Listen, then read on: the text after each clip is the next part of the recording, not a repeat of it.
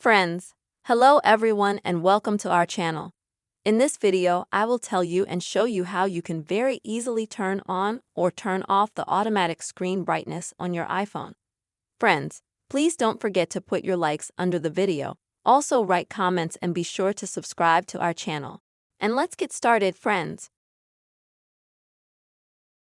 Please turn down the settings on your iPhone and then scroll down a little bit and select Accessibility.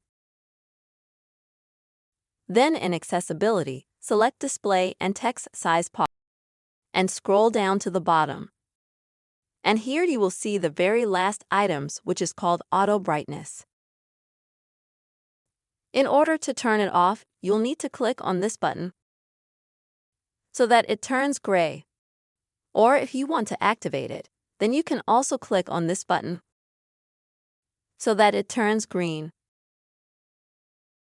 And as you can see, I have automatically brightened the brightness, which means that the automatic screen brightness has been activated. Friends, this is the way you can very easily and quickly turn on and off the automatic screen brightness on any iPhone. Please don't forget to put your likes under the video and also subscribe to our channel. Bye-bye, everyone.